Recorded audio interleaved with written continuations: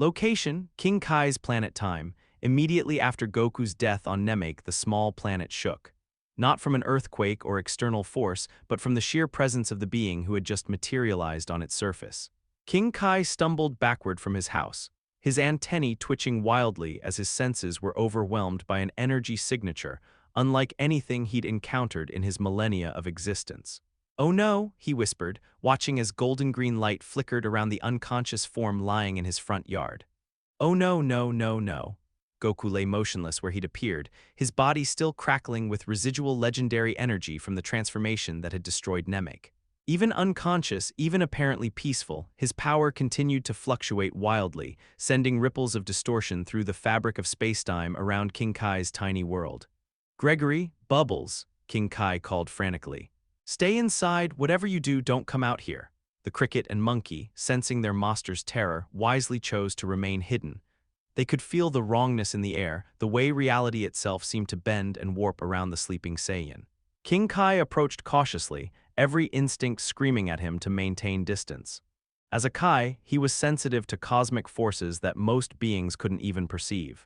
And what he was sensing from Goku made his divine essence recoil in horror. This wasn't just power. This was something that shouldn't exist in the natural order of the universe. The legendary Super Saiyan. King Kai had heard whispers of such a being, fragments of stories passed down through the cosmic hierarchy. A warrior who appeared once every 1,000 years, whose power could rival that of the gods themselves. He'd always assumed they were myths, cautionary tales meant to remind the divine bureaucracy that even mortals could pose threats if left unchecked. But this was no myth. As Goku stirred, his eyes flickering open to reveal pupils that shifted between black and that terrible, empty white, King Kai made a decision that would haunt him for the rest of his eternal existence. He was going to try to train the legendary Super Saiyan, either that or the universe was doomed. Location, King Kai's planet time. 3 days later, focus on your breathing, Goku, King Kai instructed from what he hoped was a safe distance. In through your nose, out through your mouth, think peaceful thoughts. The meditation session was not going well. Goku sat cross-legged in the center of King Kai's small training area, his eyes closed in concentration. But instead of the calm, controlled aura that should have accompanied proper meditation, golden green energy continued to spiral around him like a hurricane made of pure destruction. "I'm trying, King Kai," Goku said through gritted teeth, "but every time I try to focus, I can feel it, stirring, like there's something else inside me that wants to get out." "That something else is exactly what we need to learn to control," King Kai replied, wiping nervous sweat from his blue brow. "The power you displayed on Namek. Goku, do you have any idea what you are?" Goku's eyes snapped open, and for just a moment they flashed completely white. The ground beneath him cracked with spider web fractures. "I'm a Saiyan. From planet Vegeta, that's what Vegeta told me." "You're more than that," King Kai said carefully. "Much more, the energy signature you're giving off, the way your power fluctuates. You're the legendary Super Saiyan Goku. A being of myth and terror who appears once every millennium." "Legendary?" Goku looked genuinely confused. "But I'm just a martial artist who likes to fight strong opponents. I'm not some kind of legend." The innocence in his voice almost broke King Kai's heart. Here was a being capable of destroying entire galaxies, and he had no idea what he truly was. In many ways, that ignorance was the only thing standing between the universe and complete annihilation. "The legends speak of a warrior whose power knows no limits," King Kai continued, choosing his words carefully. "But they also speak of madness, of a berserker rage that consumes everything in its path. What you experienced on Namek, the loss of control, the blind fury, that's what happens when the legendary power awakens without proper discipline." Goku was quiet for a long moment, his aura flickering as he processed this information. "So that's why I couldn't remember what happened after Krillin died, why I felt like I was watching someone else use my body." "Exactly. The legendary transformation doesn't just increase your power, it overwrites your personality. Replaces your consciousness with something primal and destructive." King Kai moved closer, despite every survival instinct telling him to run, "But I believe it can be controlled. The ancient texts speak of meditation techniques, mental disciplines that can help contain the legendary power." "You'll teach me?" There was desperate hope in Goku's voice. "I don't want to lose control like that again. I don't want to hurt my friends." King Kai nodded, though privately he wondered if what he was attempting was even possible. "We'll start with basic mental barriers. Techniques to compartmentalize your consciousness, to create walls between your normal personality and the legendary rage. What he didn't tell Goku was that these techniques were originally designed for gods, not mortals. The mental disciplines required to contain legendary-level power were beyond what most beings could achieve, requiring centuries of training and absolute dedication. They had perhaps a year before Goku would need to return to Earth. It would have to be enough. Location: King Kai's planet time. 2 months later, the first breakthrough came during a routine training session that almost ended in disaster. Goku was practicing the Kaioken technique, trying to multiply his base power while maintaining the mental barriers King Kai had taught him. The combination of increased energy output and legendary instincts created a feedback loop that sent his power spiraling out of control. "Goku, stop!" King Kai shouted as golden-green energy began to pour off the Saiyan in waves. "You're losing the barriers." But Goku couldn't stop. The Kaioken had triggered his legendary instincts, and the familiar white emptiness was beginning to creep into his eyes. Around them, King Kai's tiny planet groaned under the stress of containing such massive energies. Then, just as the transformation seemed inevitable, Goku's voice cut through the chaos. No, it was barely a whisper, but it carried absolute authority. The golden-green aura flickered, wavered, then slowly began to recede. "I said no." This time his voice was stronger, filled with the kind of determination that had defined him his entire life. The legendary power fought against his will, pushing back like a wild animal being caged, but Goku held firm. For the first time since the awakening on Namek, his consciousness remained intact while legendary-level energy flowed through his body. The aura stabilized into pure gold, Super Saiyan, but without the berserker rage, without the loss of self that had made him so dangerous. "Remarkable," King Kai breathed, hardly daring to believe what he was witnessing. "You've done it, Goku. You found a way to access Super Saiyan power without triggering the legendary transformation." Goku's hair had turned golden, his eyes a brilliant green, but they were still his eyes. Still filled with the compassion and warmth that defined him as a person. The power was immense, far beyond anything a normal Super Saiyan should possess, but it was controlled. "It's like having a conversation with something inside me," Goku explained, his voice slightly strained from the effort of maintaining the transformation. "The legendary power wants to take over, wants to destroy everything. But if I acknowledge it, if I don't try to suppress it completely, you can coexist with it," King Kai finished, understanding immediately. "Instead of fighting the legendary instincts, you've learned to negotiate with them." It was a breakthrough beyond anything King Kai had hoped for. Most of the ancient texts assumed that controlling legendary power meant completely suppressing it, building mental walls strong enough to contain cosmic-level energy. But Goku had found a third option, partnership rather than domination. "This is good, Goku," King Kai said, though he couldn't shake a feeling of unease.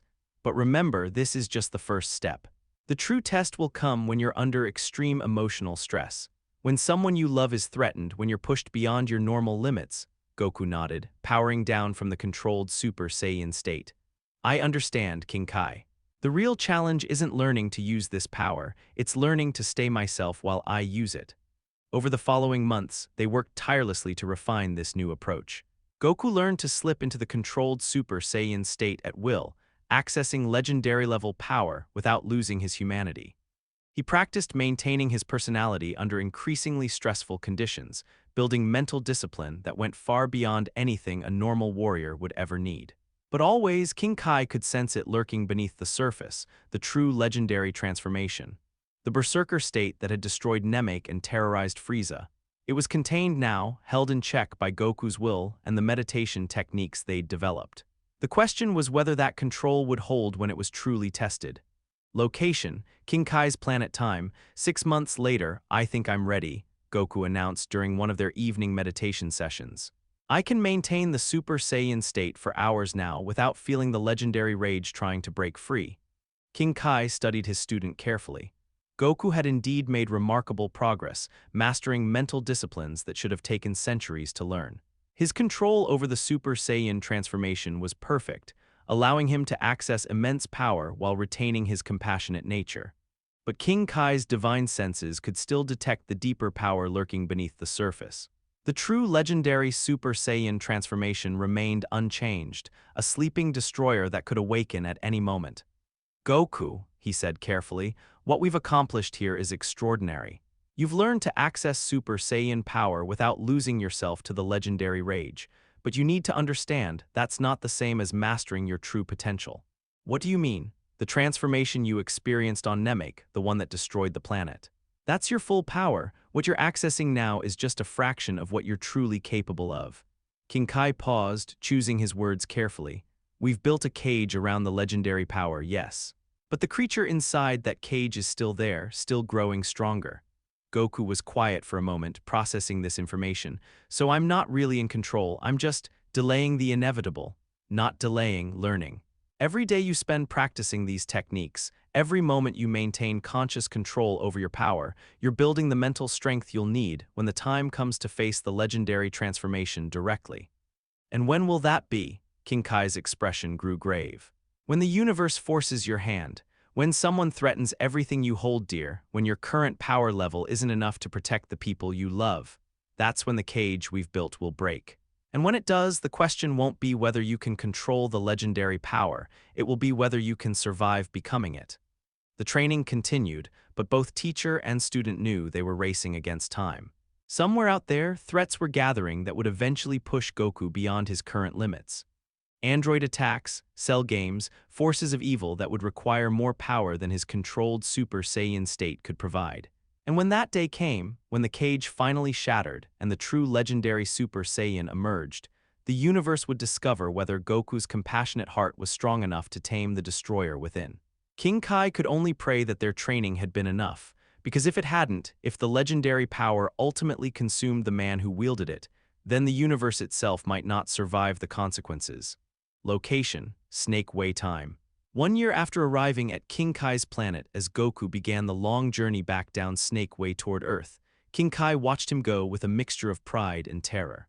His student had accomplished the impossible, learned to wield legendary power without losing his humanity.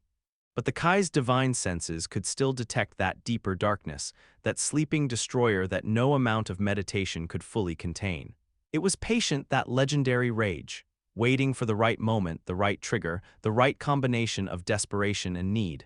When the time comes, King Kai thought as Goku's figure disappeared into the distance, I pray you remember everything we've taught you.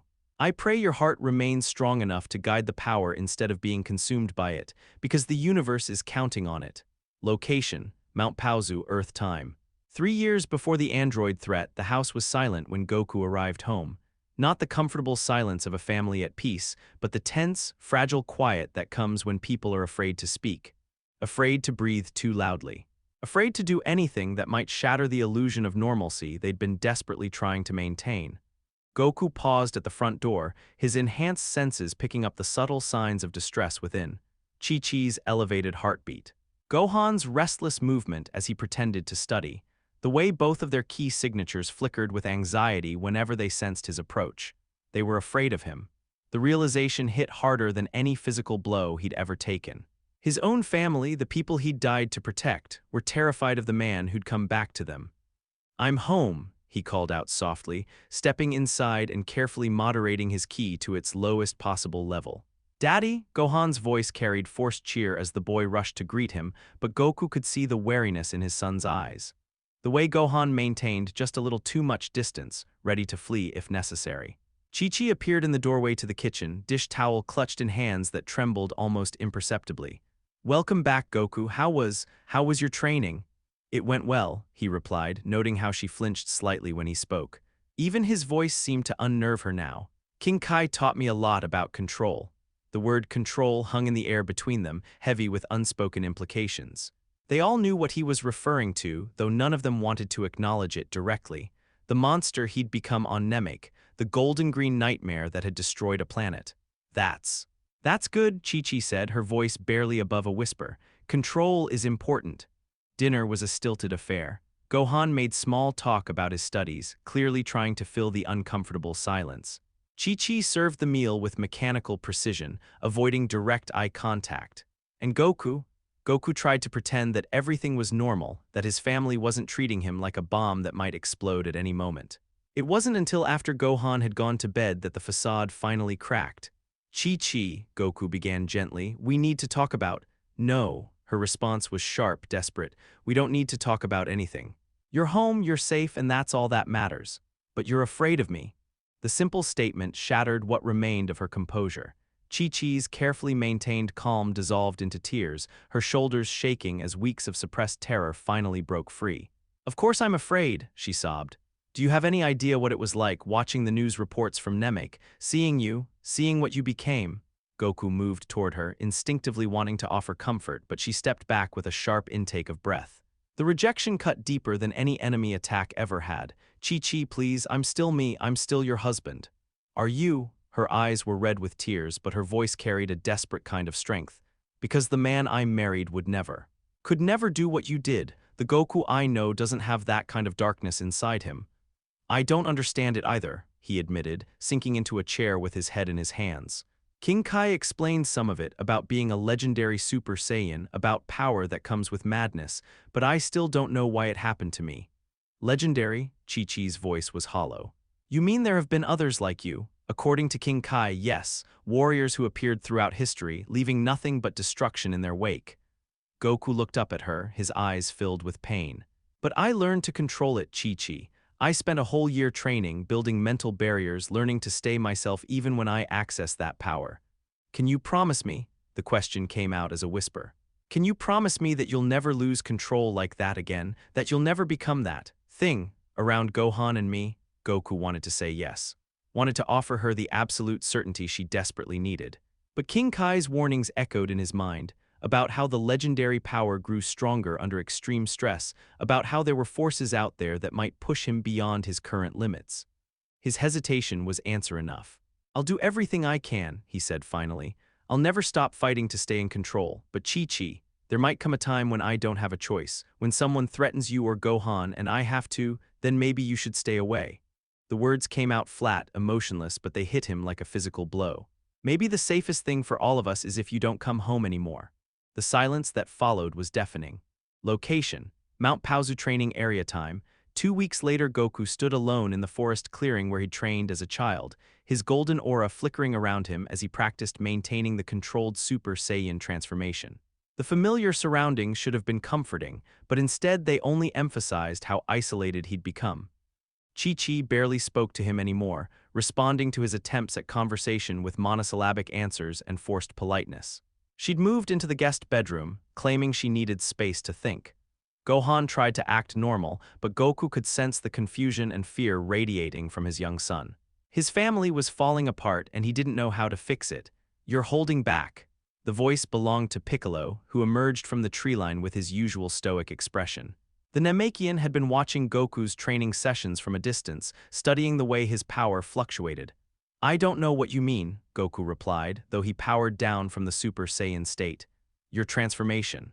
It's incomplete. Piccolo moved closer, his sharp eyes studying Goku with the intensity of a predator. I can sense something else beneath the surface, something you're actively suppressing. Goku was quiet for a moment, then nodded reluctantly.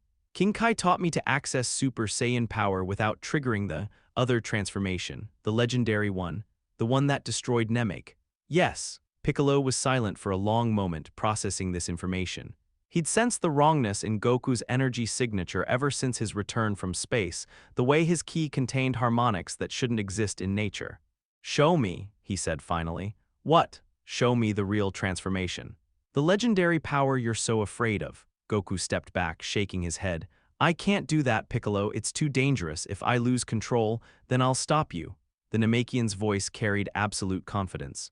I've fought you before, Goku. I know your patterns, your weaknesses. If you start to lose yourself to the berserker rage, I can bring you back. You don't understand. The legendary transformation isn't just stronger, it's completely different. The power levels are beyond anything you've seen. Then it's something you need to face, Piccolo said firmly. Hiding from it, suppressing it, pretending it doesn't exist, that's not control, that's just delayed explosion. Goku wanted to argue, but somewhere deep down he knew Piccolo was right. The mental barriers King Kai had taught him were effective, but they weren't permanent solutions. Eventually, something would push him beyond his current limits, and when that happened, if I do this, he said slowly, and if I lose control, promise me you'll do whatever it takes to stop me, even if it means killing me. Piccolo's expression didn't change, but something flickered in his dark eyes. I promise. Goku closed his eyes and began to lower the mental barriers he'd spent a year constructing. Immediately, he could feel the legendary power stirring, responding to his conscious invitation like a predator scenting prey. The transformation began slowly. His golden aura flickered, taking on hints of green that grew stronger by the second. His muscles began to expand, growing more massive as legendary energy flooded through his system. "Stay with me, Goku," Piccolo's voice seemed to come from very far away. "Remember who you are." But it was getting harder to remember. The legendary power whispered seductive promises of ultimate strength, of the ability to crush any threat to his family, of never having to worry about protecting the people he loved again. His hair, still golden but now outlined in emerald fire, whipped wildly as his power continued to climb. The ground beneath his feet began to crack and buckle under the pressure of containing such massive energies.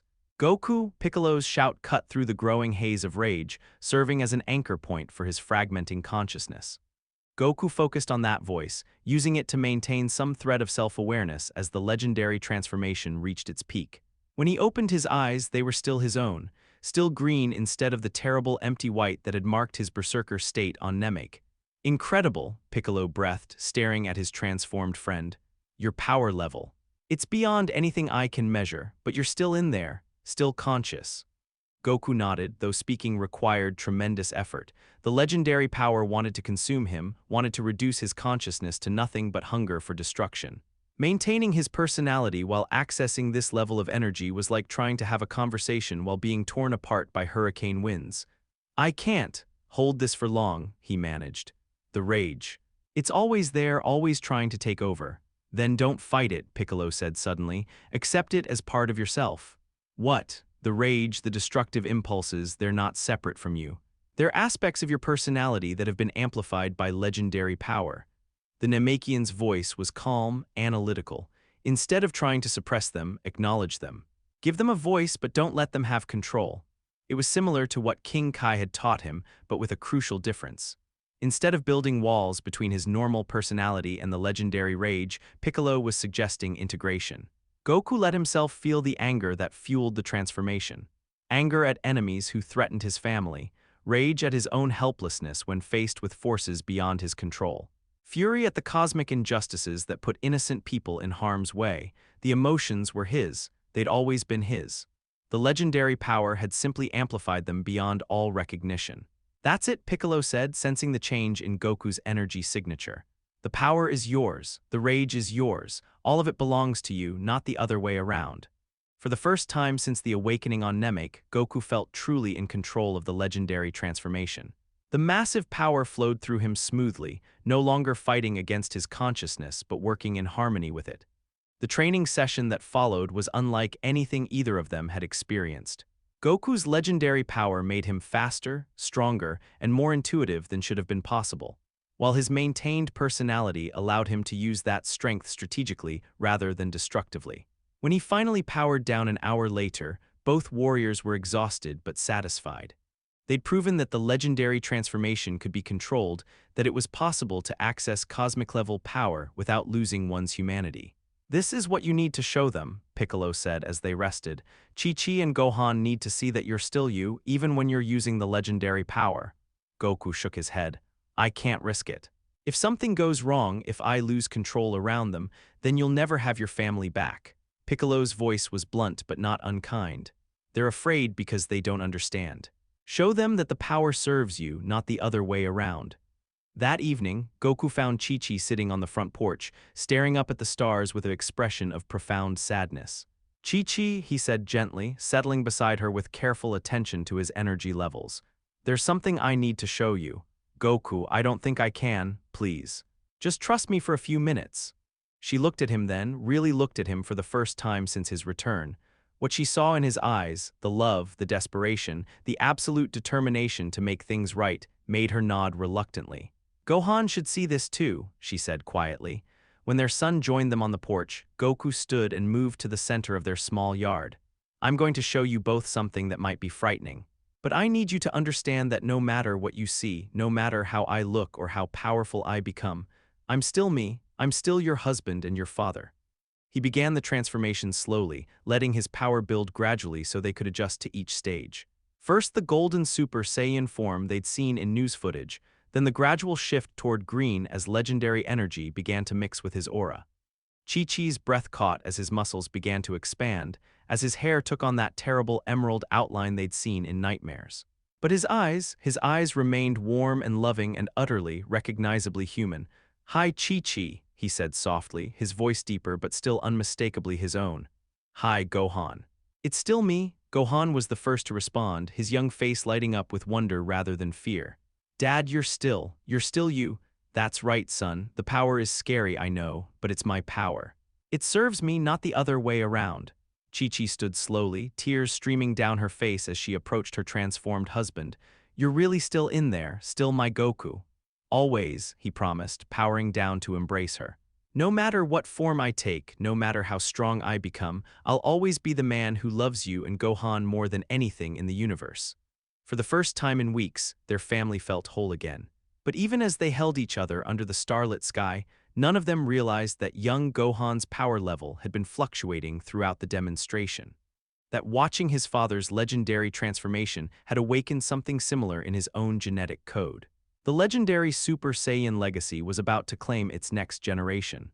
Location: South City time. The day of the android attack, the heart virus was killing him slowly, but the androids were going to finish the job much faster. Goku staggered backward as Android 19 pressed his relentless assault, each impact sending waves of agony through his already compromised system. His vision blurred, his breathing came in ragged gasps, and worst of all, his carefully maintained control over the legendary power was beginning to slip. "This is pathetic," Android 19 commented with mechanical indifference as he backhanded Goku across the ruined street. The legendary Son Goku, brought low by a simple virus. How disappointing. Around the battlefield, the Z-Fighters watched in horror as their strongest ally was systematically dismantled. Vegeta, now transformed into a Super Saiyan himself, was practically vibrating with frustrated rage at being forced to witness Goku's humiliation. But it was Gohan whose reaction concerned Piccolo the most. "Dad," the boy whispered, his small fists clenched as he watched his father struggle. "Dad, please, just transform. Show them what you really are." "Gohan, no," Piccolo warned, sensing dangerous fluctuations in the child's energy signature. "Your father knows what he's doing." Except Goku clearly didn't know what he was doing. The virus had weakened him beyond his normal capacity for rational thought, and the legendary power was responding to his distress in ways he couldn't control. Golden energy flickered around his aura, not the stable transformation he'd mastered, but chaotic surges that came and went without warning. Android 19 noticed the energy spikes and smiled with mechanical satisfaction. "Interesting. There's something unusual about your key signature, Son Goku, something that suggests you're not quite what you appear to be." Another brutal combination sent Goku crashing through a building, and this time he didn't get up immediately. He lay in the rubble, chest heaving, trying desperately to focus his fevered mind on the meditation techniques King Kai had taught him. Control, always control. Never let the legendary power make decisions for you. But the virus made concentration nearly impossible, and his family's terrified faces in the crowd made suppressing his protective instincts even harder. The legendary power sensed his weakness, his desperation, and began to push against the mental barriers with renewed force. "Let me out," it whispered in his mind. "Let me protect them. Let me destroy these mechanical abominations who dare threaten what we love." "No," Goku gasped, struggling to his feet. "I won't lose control. Not in front of them." Android 19 landed nearby, his energy-absorbing palms crackling with stolen power. "Still trying to fight? Admirable but futile. Your energy is mine now, Son Goku. Everything you are belongs to me." The android's hands clamped around Goku's wrists, and immediately his energy began draining at an accelerated rate. But instead of the normal ki that 19 expected to absorb, something else began flowing into his systems. "Something wrong? What?" 19's mechanical voice stuttered as golden-green energy invaded his circuitry. "This power, it's not normal. It's not supposed to exist." Goku's eyes snapped open, and for a moment they flashed completely white. "Let me go!" The legendary energy that poured into Android 19's systems wasn't just power, it was chaos given form. Energy that operated by rules older than civilization, that responded to emotion rather than logic. The android's absorption protocols, designed to handle conventional Kai, couldn't process the cosmic-level forces suddenly flooding his mechanical brain. "Error," 19 announced as sparks began flying from his joints. "Error, error." Error! His grip loosened, and Goku yanked his hands free, staggering backward as the android convulsed with system failures. The legendary power had done what years of combat programming couldn't. It had given a machine something resembling madness. "This is impossible," Dr. Gero's voice came from Android 20 as he observed the battle. "My energy absorption technology is perfect. It should be able to handle any form of Kai." "Not this kind," Vegeta said grimly, recognizing the golden-green flickers in Goku's aura. "Tell me, old man, did your computers account for the legendary Super Saiyan in their calculations?" The words hit the crowd like a thunderbolt. Reporters, civilians, even some of the Z-fighters turned to stare at Vegeta in shock. The legendary Super Saiyan was a myth, a story told to frighten children. It couldn't be real. Could it? Android 19 finally managed to purge the chaotic energy from his systems, but the damage was done. His absorption protocols were corrupted, his power levels unstable, and worst of all, he was afraid.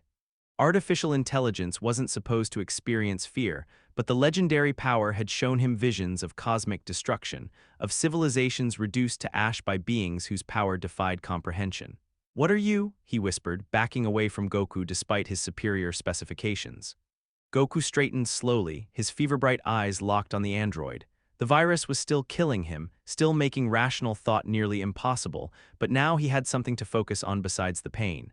"I'm a Saiyan who protects his friends," he said quietly. Then his voice hardened, taking on harmonics that made nearby windows crack, "And you just threatened my family." The transformation began without his conscious decision. The virus had weakened his mental barriers enough that emotion could trigger the legendary power directly, bypassing all the careful controls he'd spent years developing. Golden light erupted around him, immediately taking on green tints as legendary energy mixed with Super Saiyan power.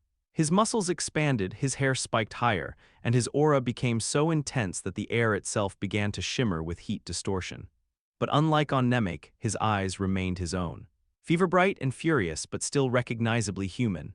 "Impossible," Dr. Gero breathed. "The legendary warrior is just a myth, a story created by primitive civilizations to explain natural disasters." "Legends have to start somewhere," Piccolo replied grimly, stepping protectively in front of Gohan as Goku's power continued to climb. "And sometimes they're not stories at all." The battle that followed was less a fight than a demonstration of cosmic forces. Android 19, designed to absorb and redirect energy, found himself completely outclassed by power that operated outside the normal laws of physics. Every technique he'd been programmed to counter was useless against legendary-level force that could literally rewrite reality in its immediate vicinity. Goku's first punch didn't just break through 19's defenses, it sent shockwaves rippling through the fabric of spacetime itself. The android's armor crumpled like paper, his internal systems failing one by one as they were overwhelmed by energies they weren't designed to process. "This is what happens," Goku said, his voice carrying the weight of cosmic authority, "when you threaten the people I love." His final Kamehameha didn't just destroy Android 19, it unmade him, reducing the artificial being to constituent atoms that scattered on winds that hadn't existed moments before. The beam continued into the sky, visible for hundreds of miles as a pillar of golden-green light that seemed to connect Earth to heaven. When the energy finally dissipated, Goku collapsed to his knees, the legendary transformation fading as his strength gave out. But the damage was done, the secret was out. The world now knew that the legendary Super Saiyan was real and that he lived among them. Location: came house time. Later that day, the news coverage was relentless. Every channel carried the same footage, shaky camera work showing a figure with golden-green hair unleashing power that defied explanation. Scientists struggled to quantify the energy readings their instruments had detected. Military analysts tried to understand the strategic implications of having such a being on Earth. And in living rooms around the world, people watched and wondered whether the man they'd seen as a hero was actually something far more dangerous. "The legendary Super Saiyan," the news anchor was saying as the Z-fighters gathered at Kame House. "According to Prince Vegeta, this is what Son Goku truly is, not just a martial artist, but a being of myth and legend whose power transcends normal understanding." Master Roshi muted the television with a troubled expression. "Well, Goku, I suppose there's no hiding it anymore." Goku lay on the couch, still weak from the virus and the energy expenditure of his legendary transformation. "I never wanted it to come out like this," he said quietly. "I hoped I could keep it secret, keep people from being afraid." "They should be afraid," Vegeta interjected harshly. Do you have any idea what you've done? You've revealed the existence of the most powerful force in the universe. Every government, every military, every would-be conqueror is going to want to either control you or destroy you. Let them try, Piccolo said grimly. They have no idea what they'd be facing. Yamcha gestured at the television, where footage of the android battle continued to loop. But is this a good thing? I mean, having everyone know about Goku's power, won't that just create more problems? The alternative was worse, Tien pointed out. If Goku had held back, if he'd let that android kill people just to keep his secret, that wouldn't have been the right choice. Gohan, who had been unusually quiet throughout the discussion, finally spoke up. Dad, what does this mean for our family? Will we be safe? It was Chi-Chi who answered, her voice steady despite the fear in her eyes. It means we face whatever comes together. Your father is still the same man who loves us, legendary power or not, and anyone who wants to threaten our family will have to go through all of us. Her words carried a strength that surprised everyone, including herself. She'd spent years being terrified of her husband's true nature, but seeing him use that power to protect innocent people had reminded her why she'd fallen in love with him in the first place. Goku managed a weak smile. Thanks, Chi-Chi, I promise I'll do everything I can to keep you and Gohan safe. I know you will, she replied, then her expression grew more serious. But Goku, you need to be prepared for what comes next. The world knows what you are now, that's going to change everything. She was right, of course. Government agencies were already mobilizing, trying to determine whether Son Goku represented a threat or an asset. Other world powers were reconsidering their military strategies.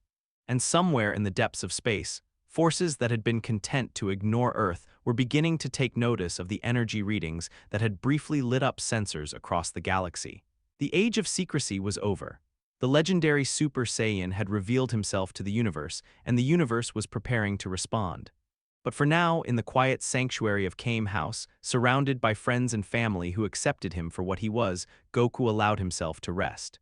The battles ahead would be greater than anything he'd faced before, but he wouldn't face them alone. And deep within his genetic code, responding to the legendary power his father had displayed, young Gohan's dormant potential stirred like a sleeping dragon opening one eye. The next generation of legendary warriors was beginning to awaken. Location: Dr. Gero's laboratory time.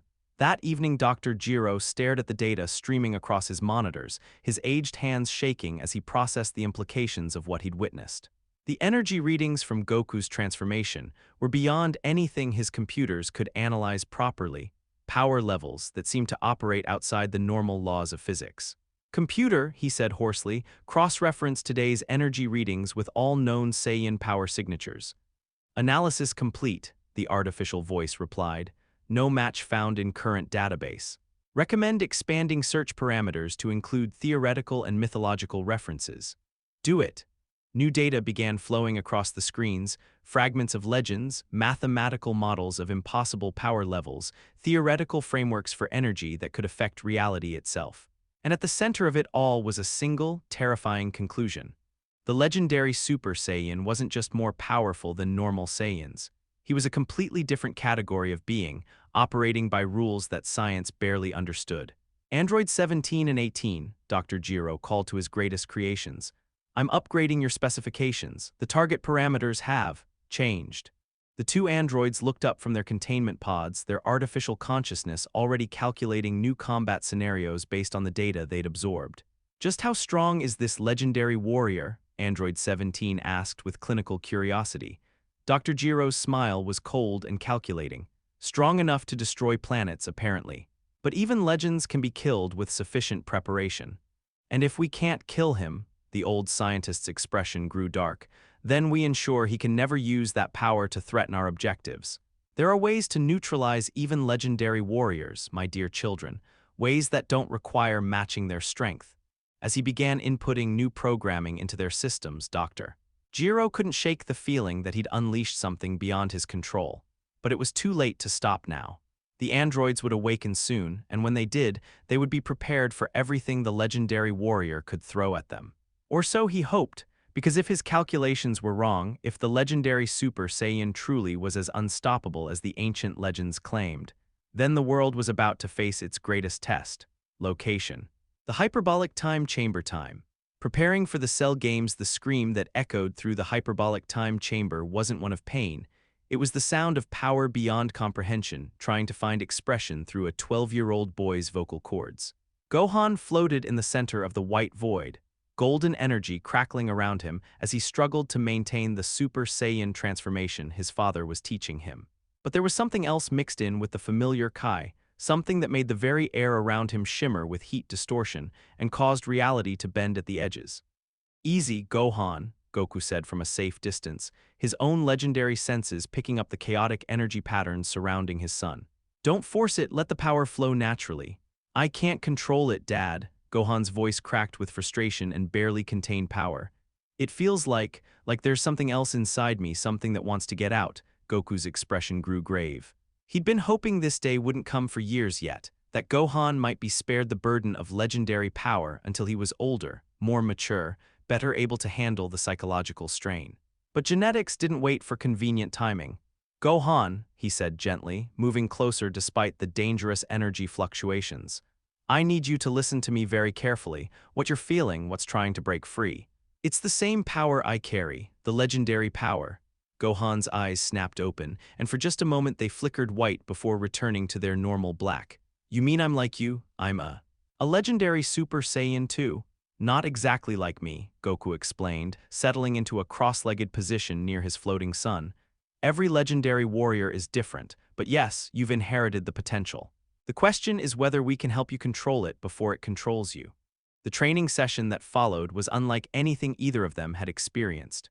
Where Goku had learned control through meditation and mental discipline, Gohan's approach was more intuitive. He seemed to understand the legendary power on an instinctive level that his father envied. "It's like having a conversation with a sleeping dragon," Gohan explained during one of their rest periods. "The power doesn't want to hurt people, it just wants to protect the things I care about." "That's exactly right," Goku said, impressed by his son's insight. "But dragons can be dangerous even when they're trying to help. You have to learn to guide its strength, not just unleash it." Over the subjective months they spent in the time chamber, father and son developed a training regimen that was part martial arts, part meditation, and part family therapy. Goku shared everything King Kai had taught him about mental barriers and conscious control, while Gohan showed him new ways to integrate legendary power with normal Super Saiyan abilities.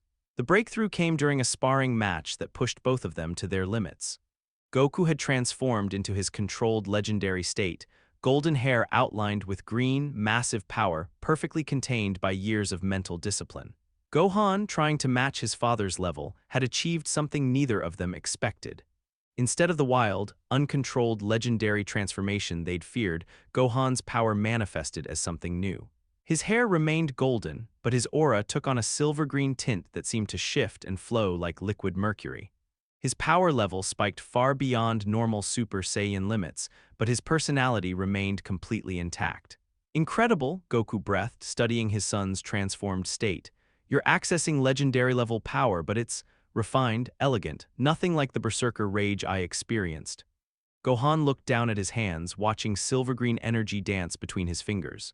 "It doesn't feel angry, Dad, it feels protective, like it only wants to activate when someone I love is in danger."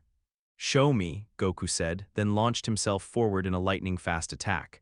What followed was the most beautiful and terrifying display of martial arts either of them had ever witnessed. Gohan moved with impossible speed and grace, his silver-green aura leaving trailing patterns in the air like brushstrokes of light. Every technique he used was perfectly controlled, containing just enough power to counter his father's legendary strength without causing unnecessary destruction. When they finally separated, both fighters were breathing heavily but grinning with satisfaction. "That's it, Gohan," Goku said proudly. "That's perfect legendary control. You found a way to access the power without losing yourself to it." "But it only works when I'm protecting someone," Gohan pointed out. "I can't just transform whenever I want to. The legendary power has to agree with my reasons." It was a limitation, but perhaps a beneficial one. Unlike his father, who had to constantly fight against berserker instincts, Gohan's legendary power seemed to have built-in ethical constraints. It would only fully manifest when his motives were pure. That might be for the best, Goku mused. Power like this, it's too dangerous to use casually. Having natural limits might actually make you stronger in the long run. They spent the remaining time in the chamber refining this new transformation, which they decided to call Legendary Super Saiyan. Guardian Mode. Gohan learned to recognize the emotional triggers that would activate his protective instincts, while Goku practiced fighting alongside someone whose power could potentially exceed his own. But it wasn't all about combat training. Some of their most important conversations happened during meditation sessions, father and son sitting quietly in the endless white void while they explored the deeper implications of their shared heritage. "Dad," Gohan said during one such session, "are we monsters?" The question hit Goku harder than any physical attack. "What makes you ask that, son?" "The news reports the way people look at us now, they're afraid. And maybe they should be. I can feel how much power we carry, how easy it would be to." Gohan's voice trailed off, but the implication was clear. "We're not monsters, Gohan," Goku said firmly. "Monsters use their power to hurt innocent people. We use ours to protect them. The fact that you're asking the question, the fact that you're worried about it, that's proof that you're not a monster. But what if we lose control? What if something happens and we become the thing everyone fears?" Goku was quiet for a long moment, considering his answer carefully. "Then we trust the people who love us to bring us back. Your mother, Piccolo, our friends. They've all seen what we can become and they still believe in us. That has to count for something. Even if we're strong enough to destroy the world, especially then, power like ours, it's a responsibility as much as an ability. We have to be worthy of it every single day. We have to prove that the universe was right to give us this strength." It was a heavy burden for a 12-year-old to carry, but Gohan accepted it with the same quiet determination that defined his character. He would be worthy of his legendary power, no matter what it cost him. Their final day in the time chamber was spent not in training, but in simply enjoying each other's company. Father and son sitting together in comfortable silence, preparing for a battle that would determine the fate of their world. "Gohan," Goku said as their time grew short, "I want you to know how proud I am of you. Not just because of your power, but because of who you are. The universe is lucky to have you as one of its guardians. Thanks, Dad, and whatever happens with Cell, whatever we have to do, I'm glad we're facing it together." When they finally emerged from the time chamber, both Goku and Gohan had been transformed in ways that went far beyond mere increases in power. They'd found balance between their human compassion and legendary strength, between their roles as protectors and their lives as a family. The Z-fighters who witnessed their exit could immediately sense the change. These weren't the same people who had entered the chamber a year ago. They moved with perfect confidence, their power so well controlled that it was barely detectable until they chose to reveal it. "Well," Vegeta demanded, his pride wounded by the knowledge that both Goku and his half-breed son had surpassed him again. "Are you ready to face Cell?" Goku exchanged a look with Gohan, seeing his own determination reflected in his son's eyes. "We're ready," he said simply. What he didn't say was that they were prepared for more than just Cell. They'd learned to master power that could reshape reality itself, to balance strength with wisdom, to be legendary warriors without losing their humanity. The Cell Games would be their first real test, but whether they succeeded or failed, whether they lived or died, they would face their destiny together, father and son. Legends both. Location: outside the hyperbolic time chamber time. Moments after their exit, Piccolo was the first to approach them, his Namekian senses immediately picking up the fundamental changes in their power signatures. Where before Goku's legendary energy had felt wild and barely controlled, now it flowed with perfect discipline. "And Gohan, your energy," Piccolo said quietly to the boy, "it's different from your father's." Gohan nodded, his expression more mature than it had been when he'd entered the chamber. "I think each legendary warrior develops their own relationship with the power. Dad had to learn to control the berserker rage. Mine seems to be naturally protective." "Show us," Vegeta commanded, his scientific curiosity overriding his wounded pride. "Show us what you've become." Goku and Gohan looked at each other, sharing a moment of silent communication. Then, without fanfare or dramatic buildup, they both began to transform. Goku's transformation was controlled power made manifest. Golden hair outlined with green fire, muscles expanded to peak efficiency, an aura that contained the force of stellar collision compressed into human form. But his eyes remained kind, his expression gentle despite the cosmic energies swirling around him. Gohan's transformation was something new entirely. Silver-green light surrounded him like liquid starlight, his power climbing to heights that made everyone present take an involuntary step backward. But there was no rage in his aura, no sense of barely contained destruction. Instead, there was an overwhelming feeling of protection, of strength that existed purely to shield others from harm. Magnificent, Krillin breathed, staring at his two friends in awe. You've both become something incredible. We've become what we needed to become, Goku corrected gently, powering down from his legendary state. Strong enough to protect Earth, controlled enough to live among the people we love. Vegeta studied them both with calculating eyes, his tactical mind already working through the implications. And Cell. Can you defeat him? We'll find out soon enough, Gohan replied, his own transformation fading as he returned to normal. But whatever happens, we'll face it together. As the group made their way toward the exit of the lookout, preparing for the final confrontation with Cell, none of them realized they were being watched. High above, floating invisibly in the upper atmosphere, Cell himself observed the legendary warriors with growing excitement. Fascinating, he murmured to himself, his biomechanical brain analyzing the power readings his sensors had detected. The legendary Super Saiyan and his offspring. This will be entertaining. The Cell Games were about to become far more than a simple tournament. They would be a test of whether legendary power guided by human hearts could triumph over perfect biological evolution driven by scientific arrogance. The universe held its breath as two of its greatest champions prepared for the battle of their lives. Location: Cell Games Arena time. The day of the tournament, the entire world was watching. Cameras from every major news network focused on the elevated ring where Cell stood in perfect stillness, his biomechanical form gleaming under the harsh desert sun. But the real attention wasn't on the self-proclaimed perfect being. It was on the small group of fighters standing at the arena's edge, preparing for a battle that would determine the fate of human civilization. And at the center of that group stood two figures who had become the most famous and feared beings on Earth. Ladies and gentlemen, the news anchor's voice carried across the global broadcast, we're just moments away from what experts are calling the most significant event in human history. The Cell Games, where Earth's champions will face the perfect bioandroid in single combat. In the crowd of spectators, whispered conversations carried the same themes that had dominated public discourse for weeks since the android incident. Is it true? Is Son Goku really the legendary Super Saiyan? My neighbor says he destroyed an entire planet once, just wiped it out of existence. But he's here to protect us, right? He's one of the good guys. How can someone that powerful be good? What's to stop him from deciding we're not worth protecting anymore? Goku could hear every word, his enhanced senses picking up the fear and uncertainty in voices both near and far. It hurt more than he'd expected, knowing that people saw him as a potential threat rather than their defender. Don't let it get to you, Dad, Gohan said quietly, moving to stand beside his father. They're afraid because they don't understand.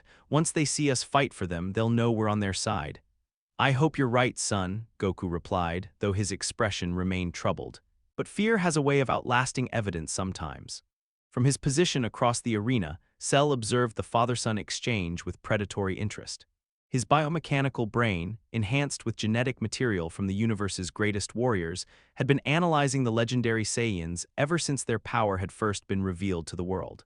Fascinating creatures, he murmured to himself. Such incredible power, yet they concern themselves with the opinions of insects. How wasteful. Cell's voice carried easily across the arena as he addressed his opponents. Son Goku. Son Gohan, I must confess I'm particularly eager to test myself against the legendary warriors. Your power readings are unprecedented. We're not here for your entertainment, Cell, Goku called back, his voice calm but carrying undertones that made the air itself vibrate. We're here to stop you from hurting innocent people. Innocent? Cell's laugh was like breaking glass. These creatures you protect are nothing more than cattle, Son Goku, weak, frightened, expendable. Why waste your legendary might defending them? Because they're worth defending, Gohan interjected, his young voice carrying absolute conviction. Every life has value. That's something a monster like you could never understand. Cell's expression shifted, his perfect features taking on an aspect of genuine curiosity. Monster? How interesting. Tell me, young hybrid, what makes me a monster but not your father? I am perfect biological evolution made manifest. He is a force of cosmic destruction given human form. Which of us poses the greater threat to these precious insects you defend? The question hit harder than any physical attack could have. Around the world, billions of people watched and waited for an answer that would define how they viewed their would-be saviors. Goku stepped forward, his golden aura beginning to flicker around him. The difference, Cell, is choice. I choose to protect, you choose to destroy. Power doesn't make someone a monster, what they do with it does. How naive, Cell replied, but there was genuine fascination in his voice. You possess the strength to rule galaxies, yet you choose to serve these weaklings. I possess the same strength, and I choose to perfect myself through their absorption. Which of us is being true to our nature? This is our nature, Gohan said firmly, his own power beginning to manifest as silver-green light danced around his small form. Protecting the innocent, standing against evil, using our strength to make the universe a better place. That's what legendary power is for. The philosophical debate might have continued, but Cell's patience was wearing thin. He'd come here to test himself against the legendary warriors, not engage in moral discussions. Enough talk, he declared, his own bioelectrical aura erupting around him. Let us see if your legendary power can match my perfect evolution. Son Goku, you first. What followed was less a fight than a cosmic dance performed for the benefit of a terrified world. Goku's transformation into his controlled legendary state was visible from orbit. Golden hair outlined with green fire, muscles expanded beyond human norms, an aura that contained the compressed force of stellar collision. But his eyes remained kind, his movements precise and controlled, every technique designed to neutralize his opponent without causing unnecessary collateral damage. Cell met him with biomechanical perfection, every cell in his engineered body optimized for combat. His speed matched Goku's enhanced reflexes, his strength rivaled legendary power, his regenerative abilities allowed him to recover from attacks that should have been fatal. But what amazed the watching world wasn't the spectacular display of superhuman combat, it was the restraint both fighters showed. Despite power levels that could reshape continents, despite energies that could ignite atmospheres, the battle remained contained within the arena's boundaries. Incredible, breathed the news anchor as his cameras struggled to track the lightning-fast exchanges. Son Goku is fighting at planetary-scale power levels, but he's maintaining perfect control. Every attack is precise, calculated to minimize risk to spectators. Around the world, public opinion began to shift. This wasn't the mindless destroyer of legend, this was a warrior who cared more about protecting innocent lives than achieving victory. The turning point came when Cell, frustrated by Goku's defensive fighting style, launched a massive energy attack directly at the crowd of spectators. Let's see how your precious restraint serves you now, legendary warrior, Cell shouted as his perfect Kamehameha tore through the air toward thousands of innocent people. Goku moved without thinking, his legendary power spiking beyond all previous measurements as paternal and protective instincts overrode every other consideration. He intercepted Cell's attack with his own Kamehameha, the collision of energies creating a light show visible from space. But more importantly, not a single spectator was harmed. That's what makes him a hero, a young girl in the crowd whispered to her mother. He could have let us get hurt and just focused on winning, but he didn't. He protected us instead. Her words were picked up by sensitive microphones and broadcast around the world, crystallizing a sentiment that had been building throughout the battle. The legendary Super Saiyan wasn't humanity's enemy, he was their guardian. Cell, recognizing that his psychological gambit had backfired, decided to end the philosophical demonstration. Impressive, Son Goku. But I think it's time we stopped holding back. The bioandroid's power began to climb, his perfect cells rearranging themselves to access deeper levels of strength. Around him, the arena's reinforced materials began to buckle under the pressure of barely contained energies.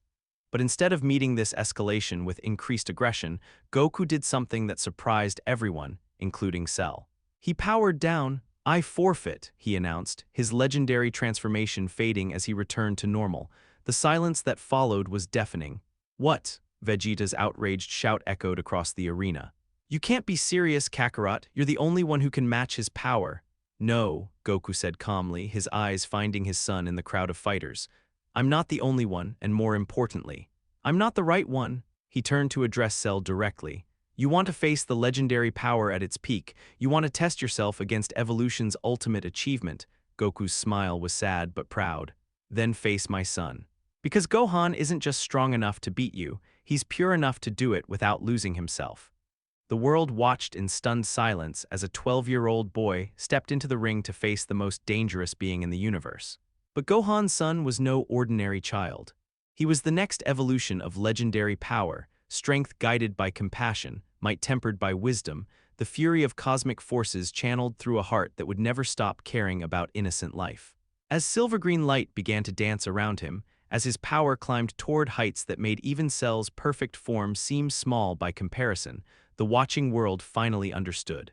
They weren't witnessing the rise of a new destroyer. They were witnessing the birth of the ultimate protector. The Cell Games had become more than a tournament, they were humanity's introduction to their new guardian.